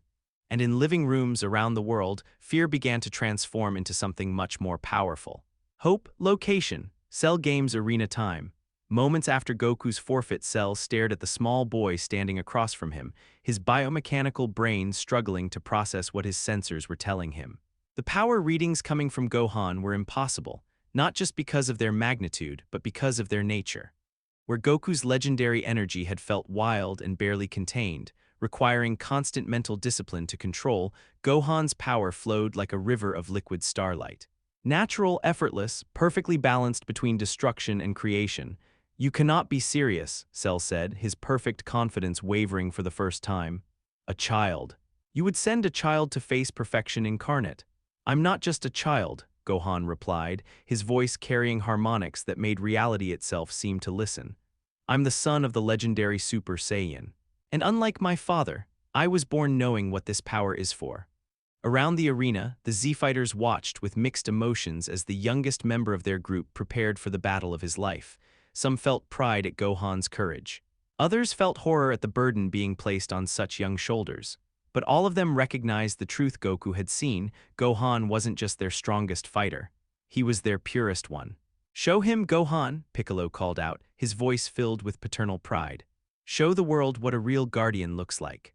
The transformation began slowly, silver-green light spiraling around Gohan's small form as he accessed the legendary power he'd spent a year learning to control. His hair remained golden, but his aura took on qualities that seemed to bend light itself, creating rainbow prisms in the air around him. But what struck Cell most wasn't the power, it was the serenity. Where other legendary transformations had been accompanied by rage, by loss of self, by the terrible hunger for destruction, Gohan's ascension felt like watching a star being born. Peaceful, beautiful, absolutely unstoppable. "Guardian mode," Gohan said softly, and the words carried the weight of cosmic authority. This is what legendary power becomes when it's guided by love instead of rage. The battle that followed would be remembered as the moment the world's perception of legendary warriors changed forever. Where Cell struck with calculated malice, Gohan defended with perfect compassion. Where the bioandroid sought to dominate, the young Saiyan sought to protect. Every exchange showcased not just the difference in their power levels, but the fundamental difference in their souls. And slowly, inevitably, Cell began to lose. Not because Gohan was stronger, though he was, but because he was fighting for something Cell could never understand. He was fighting for love. Location: Cell Games arena time. The climactic battle, the universe held its breath. On every inhabited world, across countless star systems, beings with the technology to detect cosmic-level energy signatures had stopped what they were doing to observe the impossible readings coming from a small blue planet in an unremarkable solar system. Earth had become the center of the universe's attention, and the source of that attention was a 12-year-old boy whose power was rewriting the laws of physics with every heartbeat. Gohan floated in the center of the destroyed arena, silver-green light cascading off his transformed body like liquid starlight. His guardian mode had reached levels that made his father's legendary transformation look restrained by comparison, yet somehow the very air around him felt peaceful rather than threatening. Cell, for the first time in his artificially perfect existence, experienced something he'd never been programmed to understand: genuine fear. "This is impossible," the bioandroid whispered, his voice carrying across the silent battlefield. "My cells contain the genetic material of the universe's greatest warriors. I am evolution's ultimate achievement. How can a child surpass perfection itself?" Gohan's response was quiet, but it resonated through reality like the voice of creation itself. "Because perfection isn't about power, Cell. It's about purpose, and my purpose is to protect the people I love." The young Saiyan's aura pulsed, and with it came something Cell's analytical mind couldn't process: emotion made manifest. Not the wild rage that had driven previous legendary warriors, but something far more dangerous to beings like Cell. Compassion that could level mountains. Love that could ignite stars. Hope that could reshape the fundamental forces of existence. "You still don't understand," Cell said desperately, his perfect features contorting with something approaching panic. "I have absorbed entire civilizations. I contain the knowledge of thousands of species. You're nothing," Gohan interrupted, his child's voice carrying the weight of cosmic judgment. You're just a collection of stolen parts pretending to be whole. But strength isn't something you can steal, Cell. Real strength comes from something you've never had. And what is that? Gohan's eyes, blazing with silver-green fire that seemed to peer into the very soul of his opponent, delivered his verdict with absolute certainty. A reason to be strong that isn't about yourself. What followed was less a battle than a demonstration of what legendary power could become when wielded by someone who understood its true purpose. Cell's attacks, each one capable of destroying continents, were turned aside with casual ease. His bio-android Kamehameha, containing enough energy to crack moons, was absorbed harmlessly into Gohan's aura and redirected into the empty sky. His regenerative abilities, supposedly making him immortal, proved useless against techniques that struck at the spiritual level rather than the physical. "Stop holding back," Cell screamed, his perfect composure finally cracking completely. "I know you have more power, I've seen the readings, show me your true strength." For a moment, Gohan's expression grew sad. "You really don't understand, do you? This is my true strength. Not the power to destroy, but the power to choose not to." Around the world, people watched in awe as their 12-year-old guardian systematically dismantled the most dangerous threat Earth had ever faced without once losing his temper, without once allowing his power to spiral beyond his control, without once forgetting that his job was to protect rather than punish. "He's not fighting to hurt Cell," a young reporter whispered into her microphone, tears streaming down her face. "He's fighting to save us, all of us, even Cell if Cell would let him." It was true. Despite everything the bio-android had done, despite the cities he'd destroyed and the innocents he'd consumed, Gohan's legendary power remained focused on protection rather than revenge. Every attack was precisely calibrated to disable rather than destroy, to contain rather than obliterate. But Cell, driven beyond reason by the incomprehensible reality of his defeat, made the choice that would define the battle's final moments. "If I cannot achieve perfection," he declared, his biomechanical form beginning to swell as he initiated a cellular self-destruct sequence, "then I will take this miserable world with me. Let's see your legendary compassion save them from this." The explosion that followed would have sterilized the Earth's surface, reduced human civilization to radioactive ash, and scarred the planet for millions of years. Instead, it was contained within a sphere of silver-green energy that compressed the nuclear fury into a point smaller than an atom before safely dispersing it into hyperspace. Gohan had wrapped Cell's ultimate attack in his own aura, using legendary power to literally rewrite the physics of the explosion on a molecular level. Where Cell had intended annihilation, the young Guardian had created salvation. "Impossible," Cell gasped, his form already regenerating from the cellular disruption. "The energy requirements for that technique, you would have had to output more power than entire star systems generate." "How? Because I wasn't doing it alone," Gohan replied, and suddenly Cell understood. Throughout the battle, Gohan's legendary power had been drawing strength not just from his own Saiyan heritage, but from something far more profound. Every person he was protecting, every life he was fighting to save, every act of love and courage happening anywhere on Earth, all of it was feeding into his guardian mode, amplifying his power beyond anything that should have been possible. He wasn't just the legendary Super Saiyan. He was the focus point for humanity's collective will to survive, their hopes and dreams given form through legendary power that responded to pure intention rather than raw emotion. "This is what legendary warriors are supposed to be," Gohan said as his transformation reached its final peak, silver-green light visible from orbit as Earth itself seemed to glow with protective energy. "Not destroyers driven by rage, but guardians empowered by love. This is what the legend was always meant to become." Cell's final attack came not from desperation, but from a kind of philosophical necessity. He was the culmination of scientific arrogance, evolution without conscience, power without purpose. Gohan represented everything he could never understand or achieve: strength guided by wisdom, might tempered by compassion, the fury of cosmic forces channeled through a heart that would never stop caring. The collision of their final Kamehameha waves lit up the entire solar system. Cell's perfect Kamehameha contained the concentrated malice of absorbed civilizations, the cold fury of calculated evolution, the raw power of genetic material stolen from the universe's greatest warriors. Gohan's legendary Kamehameha carried something Cell's scientific mind couldn't analyze: the hopes of everyone he'd ever protected, the love of the family that believed in him, the dreams of a world that had learned to see legendary power as salvation rather than destruction. But most importantly, it carried the spiritual presence of his father. Now, Gohan, Goku's voice echoed from beyond the veil of life and death, his spirit lending strength to his son's final attack. Remember what we learned in the time chamber, together. Father and son, one living and one dead, combined their legendary power into a beam that didn't just overpower Cell, it transformed him. The bioandroid's stolen cells, touched by energy that carried the essence of protective love rather than destructive rage, began to remember what they had once been before they were perverted into instruments of absorption. For just a moment, Cell's expression showed not anger or fear, but something approaching peace. I understand now, he whispered as the legendary energy consumed him. This is what I was missing. This is what perfection really looks like. The explosion of light that followed could be seen across the galaxy, a beacon of hope that announced to the universe that Earth was under the protection of guardians who would never allow evil to triumph.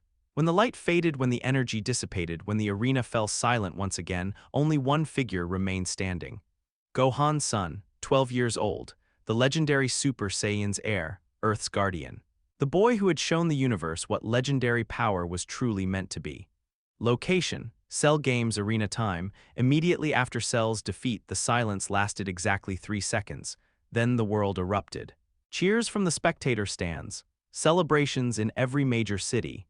News anchors struggling to find words adequate to describe what they'd just witnessed. Scientists frantically trying to understand the energy readings their instruments had recorded. But in the center of it all, Gohan simply stood quietly, his guardian mode fading as he returned to normal. The silver-green light dispersed like morning mist, leaving behind a small boy who looked remarkably ordinary for someone who just saved the world.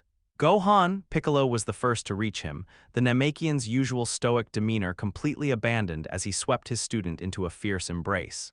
You did it. You actually did it, the other Z-fighters followed, surrounding their youngest member with expressions of pride, relief, and amazement. But it was Chi-Chi's arrival that brought tears to Gohan's eyes. Mom, he whispered as she held him close. I'm sorry I had to fight. I know you wanted me to focus on my studies, but SHHH, she said softly, her own tears falling freely. You saved everyone, sweetheart. You saved the whole world. I've never been more proud of you. Around them, the crowd of spectators and news crews pressed closer, everyone wanting to get near the boy who'd proven that legendary power could be a force for good rather than destruction. Gohan, Gohan, reporters shouted questions from every direction. How does it feel to be Earth's savior? Will you continue protecting us? Are there other threats out there we should know about? But before the young guardian could be overwhelmed by the attention, a familiar voice cut through the chaos. That's enough for now, Vegeta declared, his royal authority somehow managing to quiet the crowd. The boy has just fought the battle of his life. He deserves some peace. It was perhaps the most compassionate thing the Saiyan prince had ever said in public, and coming from someone who'd spent years being jealous of Goku's power, it carried unexpected weight. As the crowd reluctantly stepped back, giving the exhausted young warrior some breathing room, Vegeta approached Gohan directly. Boy, he said quietly, what you did today, it wasn't just about power levels or fighting techniques. You showed us what it means to be a true Saiyan warrior. Your father would be proud. He was here, Gohan replied softly. At the end when I needed him most. I could feel his spirit fighting alongside me. Vegeta's expression shifted, understanding flickering in his dark eyes. The legendary power responds to more than just genetics, doesn't it? It responds to the bonds between warriors, between family. I think so. Dad always said that Saiyans get stronger when they're protecting the people they love. Maybe that's what the legend was always supposed to be about. As emergency crews arrived to begin cleanup operations, as news networks prepared their coverage of humanity's greatest victory, as scientists around the world struggled to understand the implications of what they'd witnessed, a small group of friends and family stood together in the ruins of the arena. They'd proven something important today, that legendary power guided by love could triumph over any force of evil. That strength without compassion was ultimately weakness, that the universe was lucky to have guardians who fought not for glory or dominance, but for the simple right of innocent people to live in peace.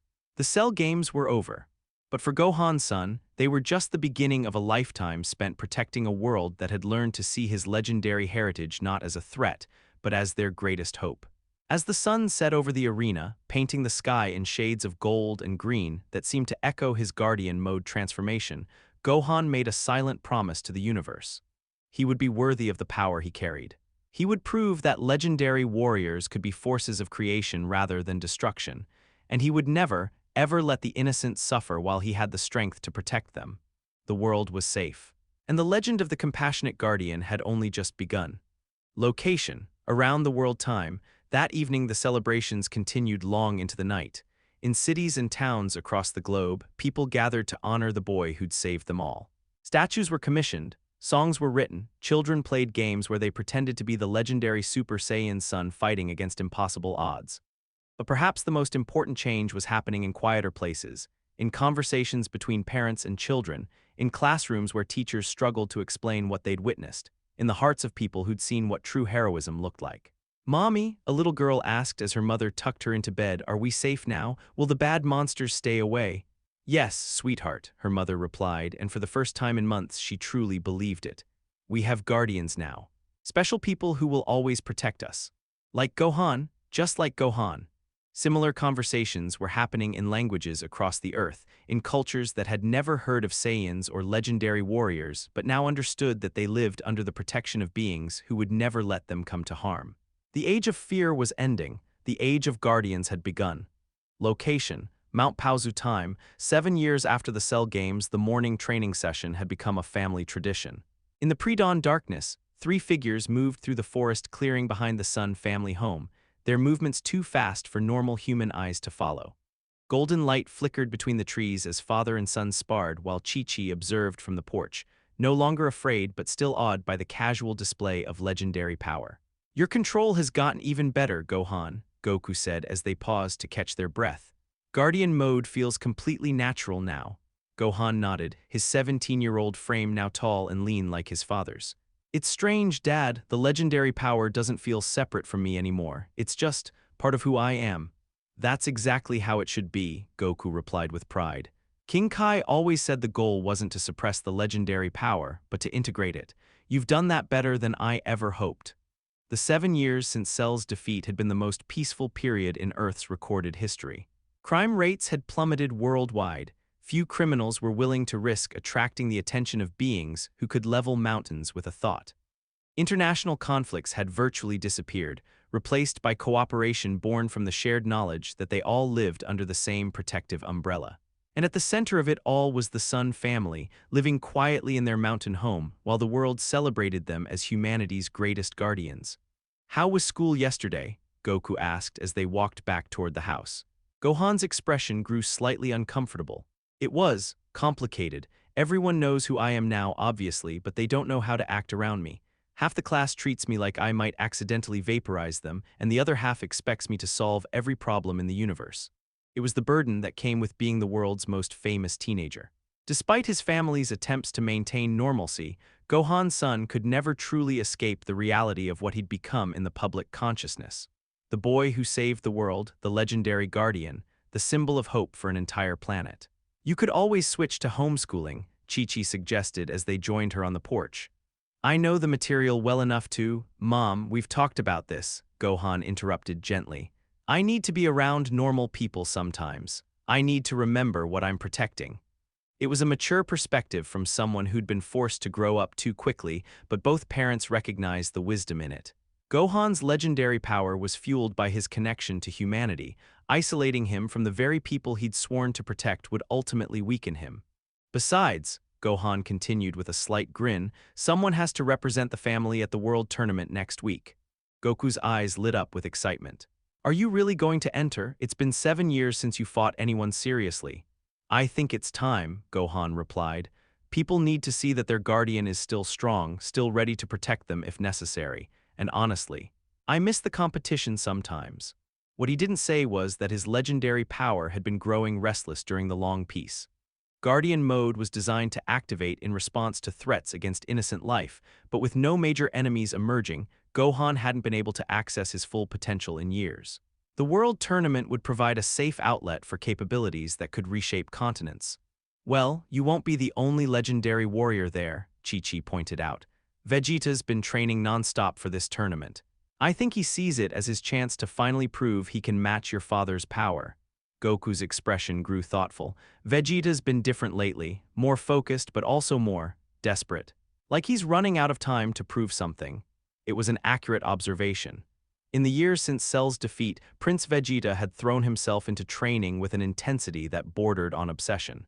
The revelation that both Goku and Gohan possessed legendary power, while he remained merely an elite class, Saiyan had wounded his pride in ways that time hadn't healed. "He'll always be chasing what he can't have," Gohan said quietly. "Legendary power isn't something you can earn through training alone. It's genetic, spiritual. It chooses you as much as you choose it." "Don't underestimate him," Goku warned. "Vegeta's pride has driven him to heights that shouldn't be possible for a normal Saiyan. I have a feeling he's prepared something special for this tournament." Location: Capsule Corp Training Facility Time. The same morning, Prince Vegeta floated in the center of his gravity chamber, sweat dripping from his brow as he pushed his body through another punishing training session. Around him, the reinforced walls showed scorch marks and impact craters from years of increasingly desperate attempts to bridge the gap between elite Saiyan power and legendary might. "Computer, increase gravity to 1,000 times Earth normal," he commanded. "Warning," the artificial voice replied. "Current settings exceed recommended safety parameters. Prolonged exposure may result in permanent physical damage." "Do it."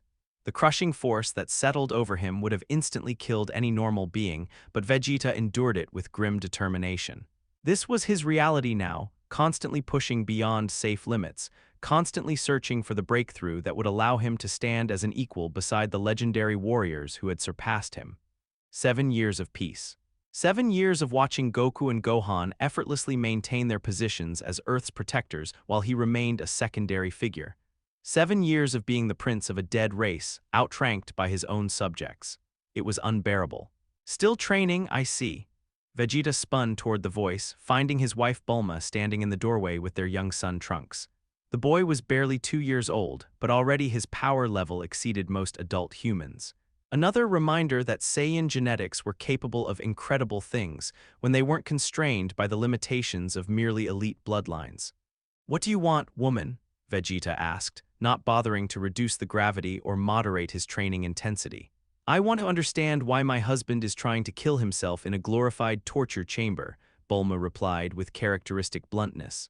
"This obsession with matching Goku's power. It's not healthy, Vegeta. You wouldn't understand. Your people accept mediocrity as natural. Saiyans do not." "Mediocrity?" Bulma's voice carried a dangerous edge. "You're one of the strongest beings in the universe. You can fly, shoot energy beams, and bench press mountains. How is that mediocre?" "Because it's not legendary," Vegeta snarled, his aura flaring with golden energy as he transformed into Super Saiyan. "Because no matter how hard I train, no matter what heights I achieve, I'll always be second class compared to Kakarot and his brat." The outburst was more honest than he'd intended, revealing the deep wound that 7 years of peace hadn't been able to heal. Young Trunks, sensing his father's distress, began to cry, a sound that immediately cut through Vegeta's rage. "Dada sad?" the boy asked through his tears. The simple question broke something inside Vegeta's carefully constructed armor of pride. He powered down from Super Saiyan and knelt beside his son, his expression softening in a way that few people had ever witnessed. "No, Trunks," he said quietly. "Dada's not sad, Dada's just trying to become stronger." "Why?" It was the fundamental question, the one Vegeta had been avoiding for 7 years. Why did he need to be stronger? What was he trying to prove, and to whom? "Because," he said finally, "someone has to be ready when the peace ends. Someone has to be strong enough to protect you and your mother when the legendary warriors aren't enough." It was a rationalization, and they all knew it. But it was also true in its way. Vegeta's pride drove him toward impossible goals, but beneath that pride was a genuine desire to be useful, to matter, to contribute something meaningful to the defense of his adopted world. "The tournament is next week," Bulma said gently. "Maybe it's time to show the world what the Prince of Saiyans can really do." Vegeta nodded, his resolve hardening. "Yes, let them see what elite determination can accomplish. Let them see that legendary power isn't the only path to greatness." What he didn't say was that he'd been preparing something special for the tournament, techniques that pushed the boundaries of what non-legendary Saiyans could achieve, methods of power amplification that skirted the edges of sanity itself. If he couldn't be born legendary, he would make himself legendary through sheer force of will, even if it destroyed him in the process. Location: Orange Star High School time, later that day, Mr. "Son, could you please demonstrate the proper form for a throw?" Gohan sighed internally as his physical education teacher once again singled him out during class. It was a constant balancing act, showing enough competence to avoid suspicion while holding back enough power to avoid accidentally injuring his classmates. "Sure, sensei," he replied, approaching the practice mats where a volunteer opponent waited. The throw that followed was technically perfect, textbook form executed with precise control. His opponent landed safely, completely unharmed, having experienced what felt like a professional-level martial arts technique. What the class didn't see was the incredible restraint required to perform such a simple action. Gohan's legendary enhanced reflexes could track objects moving at light speed. His strength could crush diamonds to powder. His energy control could manipulate matter on the molecular level, and he was using all of that cosmic-level power to execute a basic judo throw without accidentally killing someone. "Excellent work," the teacher said approvingly. "Have you considered joining the school's martial arts team?" "I'll think about it," Gohan replied diplomatically. The truth was that he'd love to compete in normal tournaments to test his skills against opponents who couldn't survive accidental exposure to legendary power. But the risk was too great, one moment of lost control, one instant where his emotions spiked beyond his ability to contain them, and he could turn a friendly competition into a tragedy. "Hey, Gohan!" He turned to find Videl Satan approaching, the daughter of the man who'd somehow claimed credit for defeating Cell despite having been knocked unconscious before the real battle began. She was one of the few classmates who treated him normally, perhaps because her father's fraudulent fame had given her insight into how difficult it could be to live up to public expectations. "Are you entering the World Tournament next week?" she asked. "Probably. Why?" "My dad's the defending champion, but everyone knows the real champions are going to be you and the other legendary warriors." "I was wondering," she paused, seeming to gather her courage. "Would you mind if I entered too? I know I can't compete with your level of power, but I'd like to test myself against the strongest fighters in the world." It was a brave request from someone who understood exactly how outclassed she would be. But something in her determination reminded Gohan of his own desire to prove himself, to be worthy of the power he carried. "Of course," he said with a genuine smile. "The tournament is for everyone who loves martial arts. Power levels don't matter as much as heart. Thanks, and Gohan, good luck. I know the whole world will be watching to see their guardian in action again." As she walked away, Gohan reflected on the strange nature of his current life. At school, he was just another teenager trying to fit in. But next week, he would step into the tournament ring as the legendary Super Saiyan's heir, Earth's acknowledged protector, the boy who'd saved the world from perfect annihilation. The duality was exhausting sometimes, but it was also necessary. Both halves of his identity were real, both were important, and both helped him remember why legendary power was worth mastering. He was Gohan's son, high school student. He was also Gohan's son, guardian of Earth, and next week the world would be reminded of what that combination was capable of achieving. Location, Otherworld time. That evening in the realm beyond death, Goku watched his family through the crystal ball provided by King Yema's bureaucracy. The sight of his son and wife living peacefully, of Gohan growing into a strong and compassionate young man, filled his heart with contentment. 7 years had passed since his decision to remain dead rather than return to life. It had been the hardest choice he'd ever made, but he'd believed it was necessary. His presence seemed to attract powerful enemies to Earth, and his family deserved a chance at normal life. But now, as he sensed familiar stirrings in the cosmic balance, Goku wondered if his time in Otherworld was drawing to a close. "Something's coming," he said to King Kai, who was monitoring the same disturbances through his divine senses. "Yes," the blue-skinned deity replied grimly. "Ancient powers are beginning to stir. Forces that have slept since the universe was young are starting to awaken." "Will Gohan and Vegeta be enough?" King Kai was quiet for a long moment, his antennae twitching as he reached out with senses that spanned galaxies. "Your son has grown incredibly strong, Goku. His control over legendary power is perfect, his integration of strength and compassion complete. But the threats that are coming, they may require more than even a perfected guardian can provide. Then maybe it's time for me to come home. Perhaps, but remember, your return will change everything. The cosmic balance that has kept Earth safe for 7 years will shift, old enemies will take notice, new challenges will arise." Goku nodded, understanding the implications. His death had brought peace, but peace was not the natural state of the universe. Eventually, forces would emerge that required all of Earth's guardians working together. The question was whether he was ready to disrupt his family's hard-won normalcy for the sake of battles yet to come. As he continued watching through the crystal ball, seeing his son prepare for a tournament that would showcase the legendary power he'd inherited, Goku felt the first stirrings of a decision that would reshape the fate of multiple universes. The Age of Peace was ending. The Age of Trials was about to begin. Location: World Martial Arts Tournament time. The day of the tournament, the stadium buzzed with an energy that went beyond mere excitement. For the first time in 7 years, the world's legendary guardians would compete publicly, demonstrating the power that had kept Earth safe since the Cell Games. Every seat was filled, every camera focused, every eye trained on the ring where gods among men would soon display their cosmic might. In the competitors' staging area, Gohan adjusted his orange gi, a tribute to his father's memory, and tried to center himself for what was to come. Around him, the other fighters prepared with varying degrees of confidence, most of them unaware that they were about to witness something far more significant than a simple tournament. Nervous? Piccolo asked, approaching his former student with that familiar expression of paternal concern. A little, Gohan admitted. It's been 7 years since I fought anyone seriously. I'm worried I might have gotten rusty. Piccolo's laugh was dry but affectionate.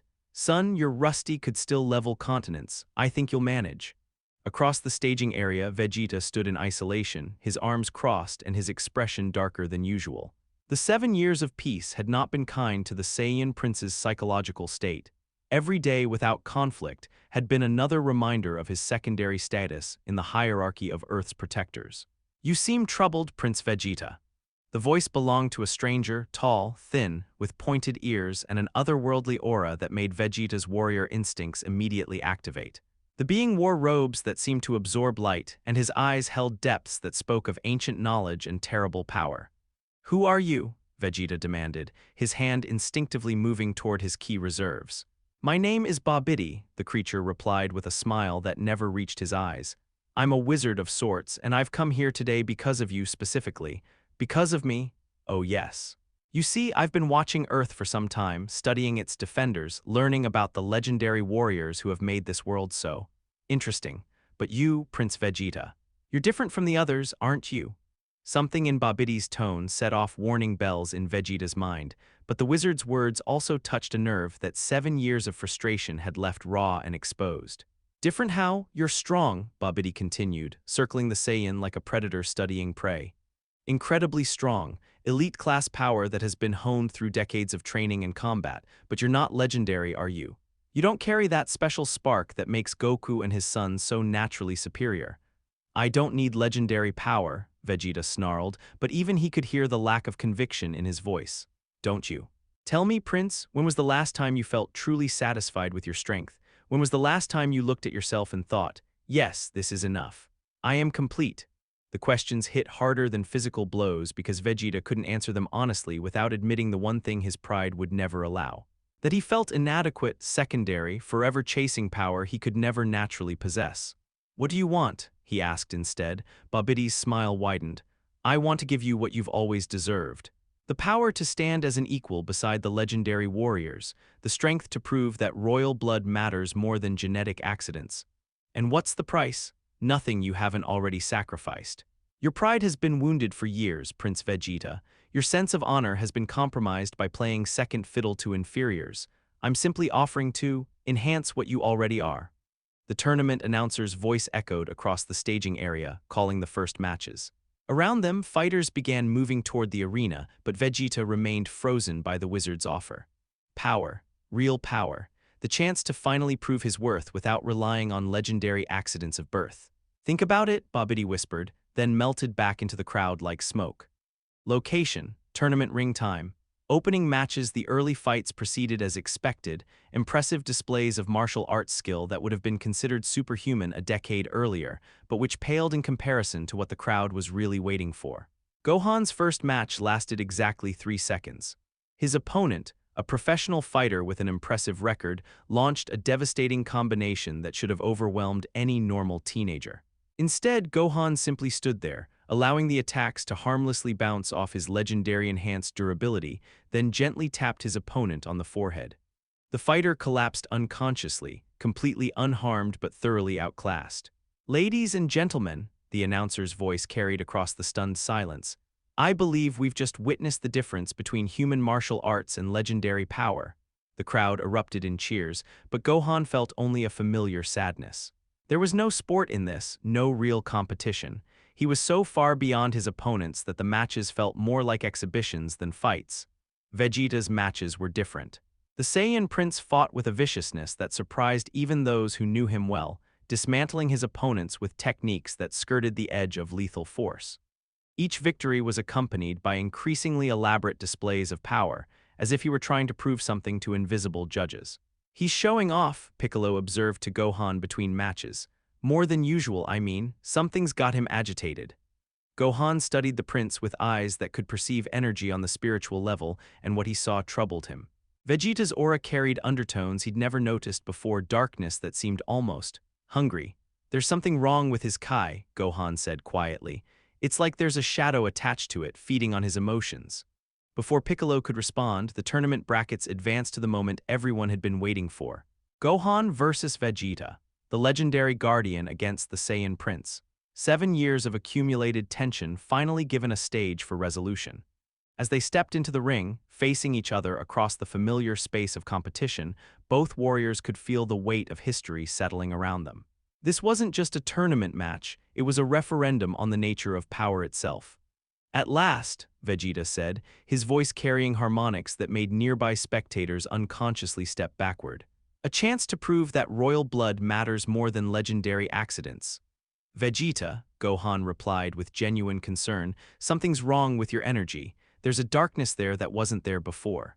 "What happened? What happened is that I finally stopped accepting second place."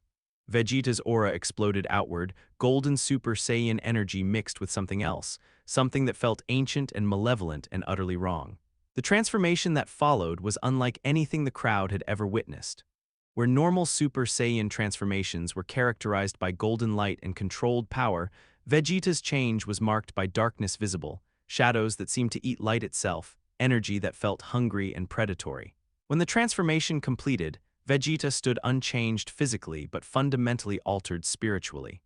His golden aura now contained veins of deep purple, his eyes held a cruel light that had never been there before, and the very air around him seemed to whisper with malevolent voices. "Behold," he declared, his voice now carrying multiple tones, "Majin Vegeta, no longer bound by the limitations of mere elite status." Gohan's response was immediate and overwhelming. Silver-green light erupted around him as Guardian Mode activated in response to the spiritual threat Vegeta now represented.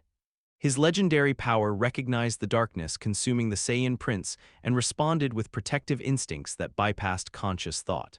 "Vegeta, fight it!" Gohan pleaded even as he powered up to his full legendary strength.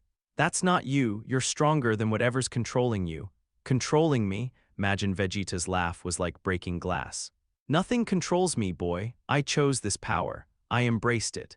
And now I'm going to use it to prove that your legendary heritage means nothing." The battle that followed shattered the tournament ring and forced the evacuation of most spectators. Majin Vegeta fought with a savagery that his normal pride had always held in check, using techniques that prioritized maximum damage over martial artistry. But even enhanced by Babbidi's magic, even freed from the moral constraints that had defined his character, he couldn't match Gohan's perfected legendary power. "This is impossible," Majin Vegeta snarled as his most devastating attacks were casually deflected. "I have the power of ancient magic flowing through me. I should be your equal." "You are my equal," Gohan replied sadly, dodging a blast that vaporized a nearby mountain. "You always were. But you let your pride blind you to your own worth." It was the wrong thing to say. Majin Vegeta's rage spiked beyond all previous levels, and with it came a surge of dark power that surprised even Babbidi, who was watching from the shadows. "Equal?" Vegeta screamed. "Equal? I am the prince of all Saiyans. I am elite royalty. I will not be pitied by the spawn of a third-class warrior." The energy blast that followed contained every ounce of power Vegeta possessed, multiplied by Babbidi's magic and focused through 7 years of accumulated resentment. It was enough to destroy continents, to crack moons, to level entire civilizations. Gohan caught it in his bare hands. The silver-green aura of Guardian Mode flared brighter as legendary power met Majin enhancement, and there was no contest. Gohan's protective instincts were stronger than Vegeta's pride, his compassion more powerful than the prince's rage. The blast dissipated harmlessly, its energy absorbed and redirected into the upper atmosphere where it could harm no one. How? Majin Vegeta whispered, his enhanced power suddenly feeling small and inadequate. Because I'm not fighting for myself, Gohan replied gently. I'm fighting to save you. But even as he spoke, Gohan could sense something terrible happening in the distance. Babbidi's real plan was becoming clear. The wizard hadn't enhanced Vegeta to defeat the legendary Guardian. He'd done it to generate the massive energy output needed to awaken something that had been sleeping for eons. Something that fed on the fury of battles between cosmic-level warriors. Vegeta, Gohan said urgently, we need to stop fighting. Now, there's something. His words were cut off by a sensation that made every living being on Earth suddenly look toward the sky in primitive terror. Ancient power was stirring, something that predated civilization, that remembered when the universe was young and cruel and empty of mercy. Majin Buu was awakening, and the energy that had roused him from his timeless slumber came from the battle between Earth's greatest protector and its most troubled prince. What have we done? Gohan whispered, his guardian mode faltering as he realized the scope of the disaster they'd inadvertently caused. Majin Vegeta's response was a laugh that held no humor, only the bitter satisfaction of someone whose pride had finally found a way to matter. We've given the universe exactly what it deserves, he said. Perfect chaos. Location, Babbidi's spaceship time. Simultaneous with the tournament battle, the ancient seal cracked with a sound like reality breaking. For millions of years, the creature known as Majin Buu had slept in magical stasis, locked away by wizards who understood that some powers were too dangerous to exist freely in the universe. But seals required energy to maintain, and energy was exactly what Babbidi had been collecting through his manipulation of Earth's warriors. Yes, the wizard whispered as readings spiked beyond his instrument's ability to measure.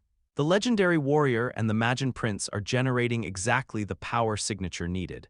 The seal weakens with every exchange of energy. Around him, his minions watched with appropriate fear as ancient containment spells began to unravel.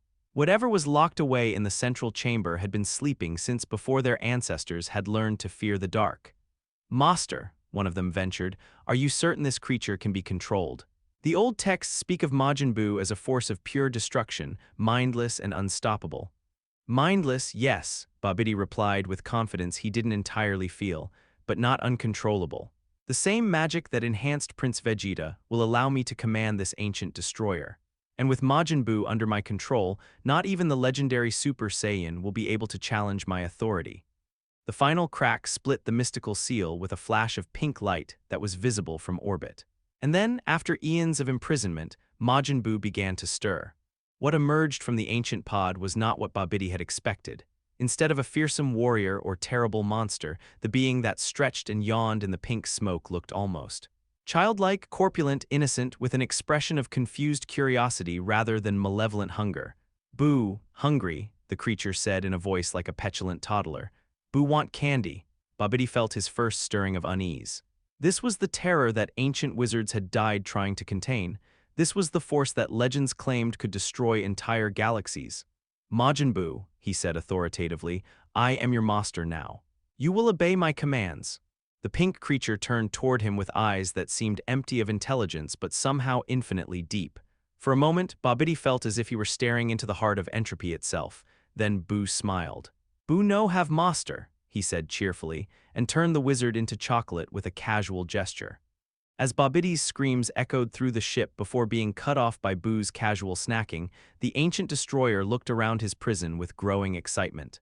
So many new things to see, so many new games to play, so many new friends to turn into candy.